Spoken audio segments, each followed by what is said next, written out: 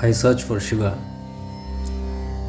And when I begin my journey to connect with the Shiva outside through a form or something which I know about Shiva, I fall in love with that Akriti or the knowledge about the Shiva, the God outside.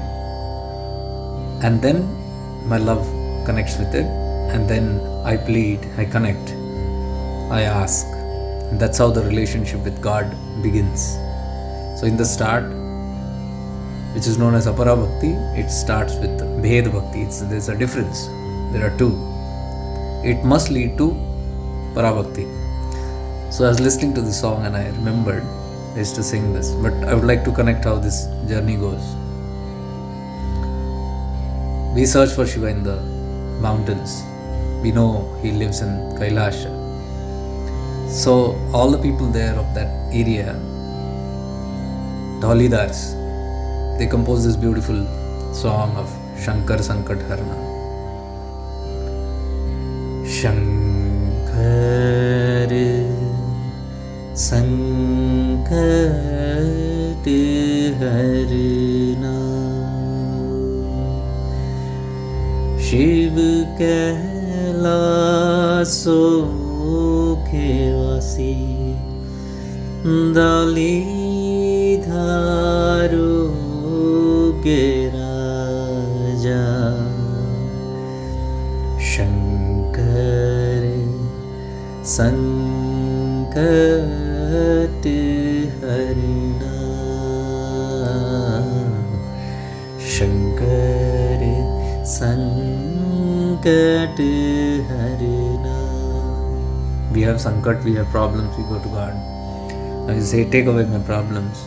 And that's where the bhakti begins, because you know somebody is going to give you something and you fall in love. And that's the way the whole consciousness works. It attracts you towards it through all these means. So a devotee, a bhakta, seeks his company, seeks solution from him, seeks solace in him. Then he praises him. Tere कैलाशों का अंत न पाया, तेरे कैलाशों का अंत न पाया, अंत पे अंत तेरी माया, ओ भोले बाबा, अंत बेअंत तेरी माया, शिव कैलाशों के वासी, दालीदारों के राजा, शंकर संकट हरना, भोले बाबा, शंकर संकट हरना.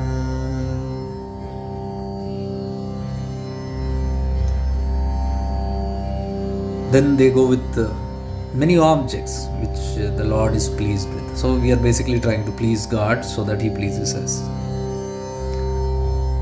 So we offer Him that which is more pleasant to Him. बेल की पतियाँ, भांग धतूरा,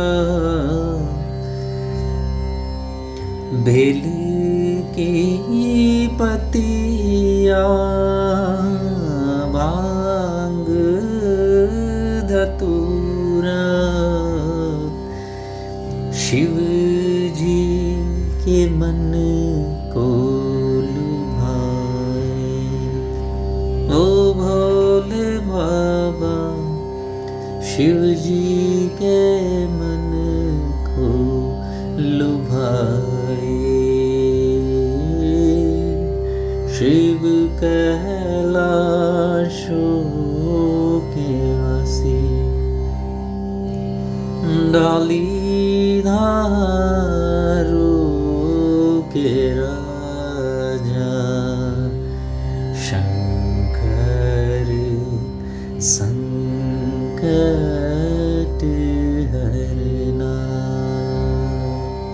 ओ भोले बाबा शंकर संकट हरना।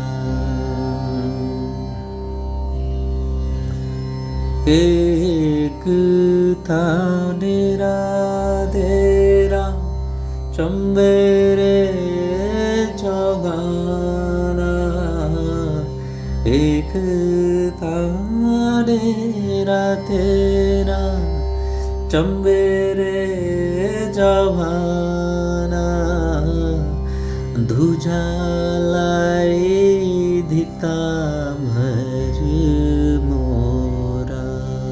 ओ भोले बाबा दूजा लाई धिता भर मोरा। शिव कैलाशो के वासी डाली धारों के राजा, शंकर संकट हरना, शंकर संकट हरना. So there is nothing wrong with this bhakti. You can see, you can literally connect to God, you can literally connect to Shiva. But that's not the end. Then this bhakti develops. That's called Salamba Bhakti. You depend on something, you cling on something, some form, some name, nama, rupa, and fall intensely in love with it. And then you can't stay without it. You do everything. And that's the spiritual journey. But as you do, you get exhausted. You never find after doing everything. So there comes a point where there is extreme exhaustion. And in that exhaustion, one simply falls on the knees. I give up. I tried everything. The moment you give up, something blooms. See the whole story about Buddha, trying everything, all the methods and everything extreme, and finally when he sits down on the Bodhi tree, given up all the efforts, Nirvana happens. That's what the whole journey is about.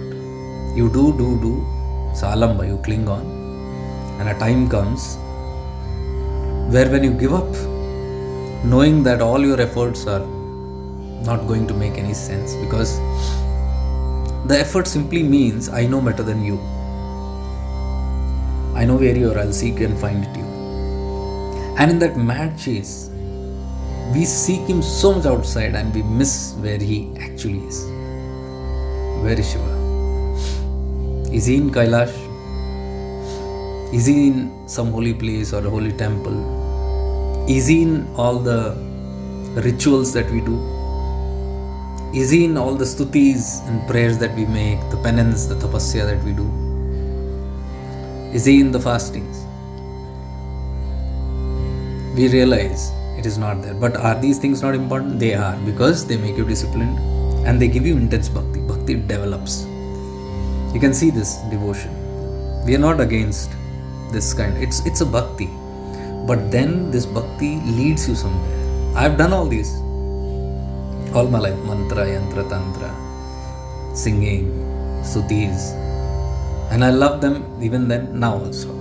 But now I realize you need not call him or intensely seek outside. You simply settle down, which is the grace of all my practices.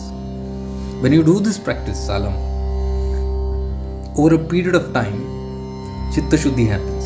Mind gets purified. When the mind gets purified, all these vrittis that run, all these wrong ideas, which makes you feel that God is outside, that drops down. That is where one becomes effortless. That's the stage from moving from doing to being. Shifting into awareness, the platform that I'm trying to guide people on, begins here. When one is extremely exhausted, one wants to know, what is it that I'm doing wrong? There's nothing wrong that you're doing. Just be relaxed for some time. Go beyond the mind. You will go into the intellect, buddhi. Go beyond even the buddhi. Buddhi also has to be dropped, intellect has to be dropped, all the wisdom has to be dropped, and then something happens. So that is called nirlamba. When now you don't need anything to hold on to, no nama rupa, nothing, no rituals, no yantra, no mantra, no tantra, nothing is needed. You are suspended. That is called nirlamba. Shiva explains very clearly, he will be found only in the nirlamba. Salamba is a process to lead you to nirlamba. So at that point, something amazing happens, and that's called objectless devotion, objectless love. First an object appears. Maybe a deity appears, a philosophy appears, a guru appears, some scripture appears, something appears. You fall in love with that. And that love makes you connect here. When you deeply connect here, which is why all these things come into your life from outside, even a guru. The moment this opens up, the purpose of all the external that came to help you, which is Param Tattva only, they dissolve. The work is established. And now, first you had devotion and love towards an object. The guru, deity, God, idol. Then the object dissolves. But devotion remains. Love remains. That's called objectless love, objectless devotion, objectless meditation. That's what I'm trying to teach you. So we make processes very easy. With many techniques are there now. Over these years I've understood how cranky this mind can be. It will not settle easily just by even understanding this. So we do some certain kind of effortless practices. And over a period of time, we understand and realize He's here. So I would like to connect the whole thing to another bhajan of Kabir Das.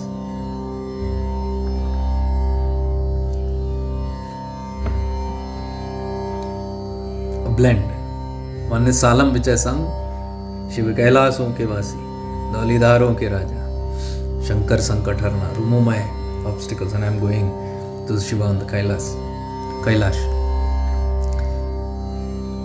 And then, when we are asleep in this devotion, still seeking but not finding and disappointed, Kabir walks around singing some songs through the towns. And people, they listen. So we can listen to Kabir. Timely he comes to tell why you are exhausted. So he begins with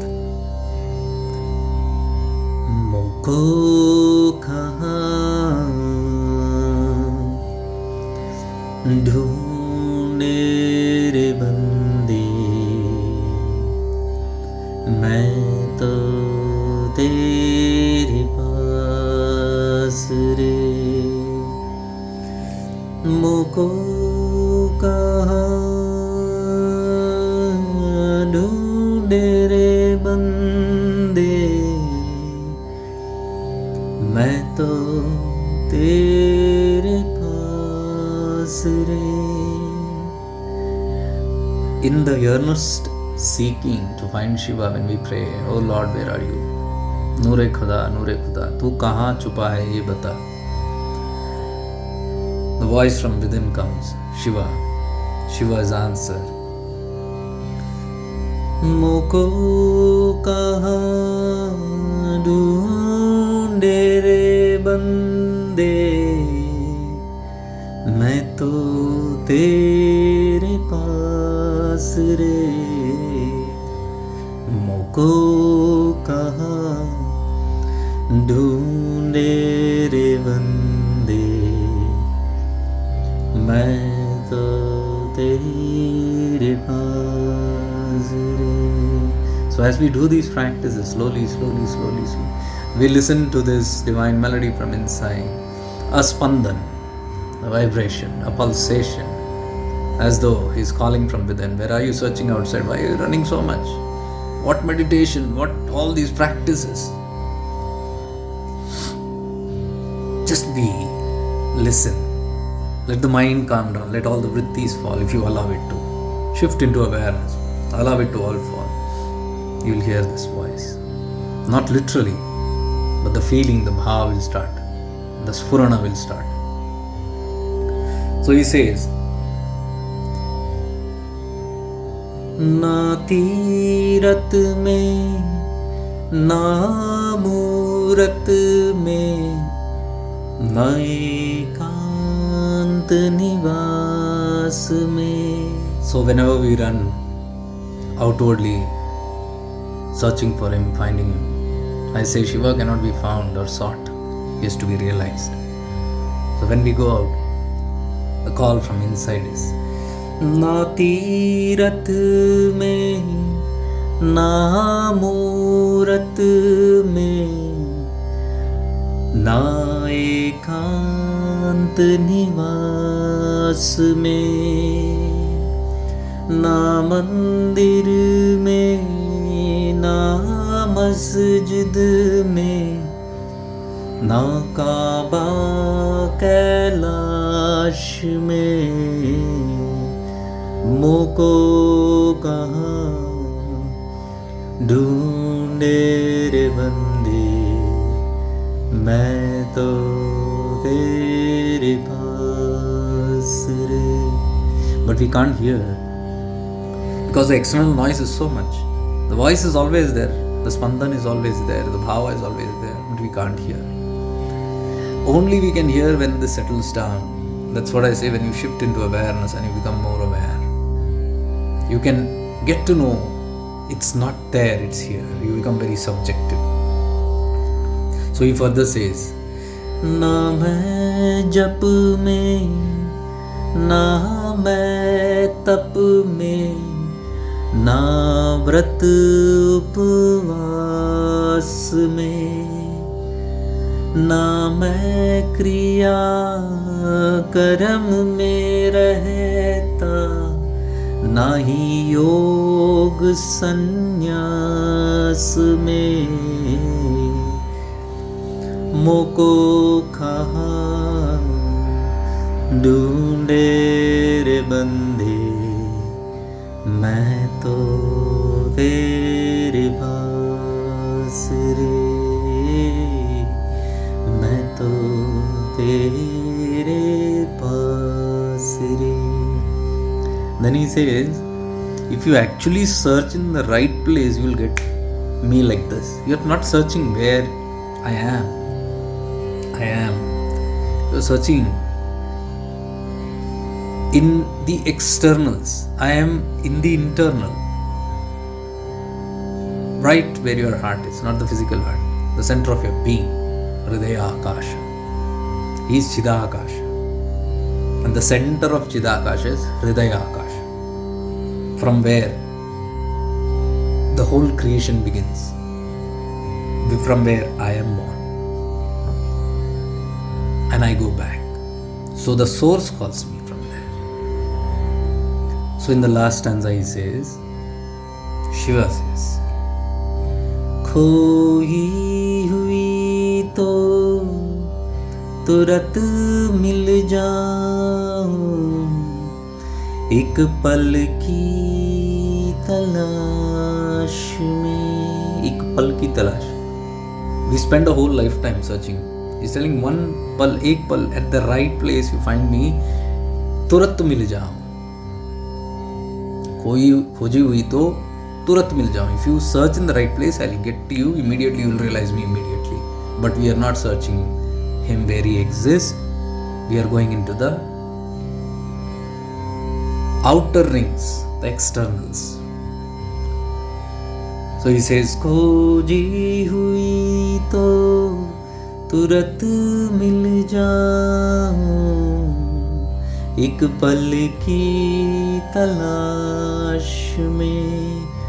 कहत कबीर सुनो भाई साधो मैं तो हूँ इस विश्वास में, मोको कहाँ ढूंढे रे बंदे, मैं तो तेरे पास रे।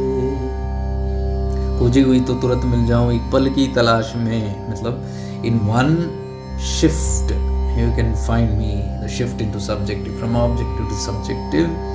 मैं तो हूँ इस विश्वास में. If you truly trust this with all your being, if you shift, मैं तो हूँ इस विश्वास में, खोजी हुई तो तुरंत मिल जाऊँ. If you shift with this deep faith and understanding realization, in a moment you will find, Shiva says. And the day that happens, the journey is over. The destination, you will realize, was never apart and far. Bhed tha hi nahi destination. It was here, abhed. It was here, Purna Para. Then it's called as Para Bhakti. The Bhakti of Mirabai, Bhakti of Ramana Maharshi Ji, Bhakti of Ramakrishna Paramahamsa. That's true Bhakti. Where you are one with that God, whichever name you give it, if it is Shiva, Shiva, if it is Allah, Allah, if it is God, God, if it is Vaheguru, Vaheguru, whatever. Different names, again. The more different names, the more outward you become. When you go inward beyond the Nama Rupa, name and forms, you will understand there is a formless pulsation, a being, and I am that. So I always say, you come and shift into your own divine presence and stay there for a while, and you'll start realizing that that pulsation and that God is not different.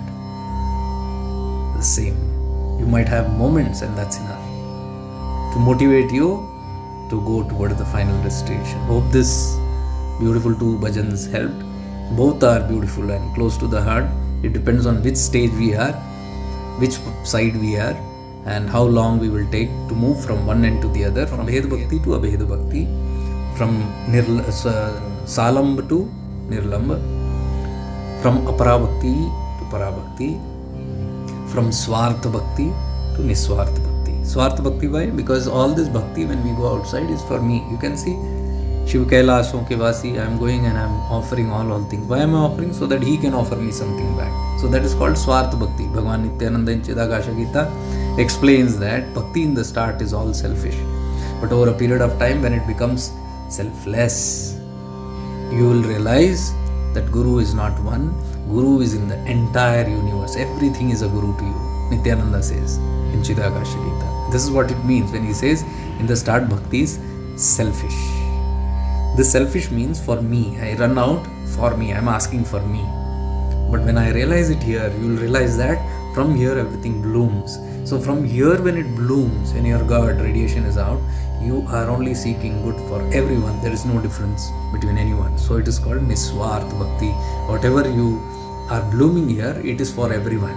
It is not only for me to enjoy in a cave and go with it. I sit, I bloom, and my presence affects the others, and everybody blooms in that. That is what Bhagavan Nityananda says, Jyot se Jyot Jaga. Hope this session, meditative session, helps you. You can sit and meditate on this with this listening, the contemplate, Shravan karo ispe, you'll go very deep. Much divine love and light to you. Stay blessed.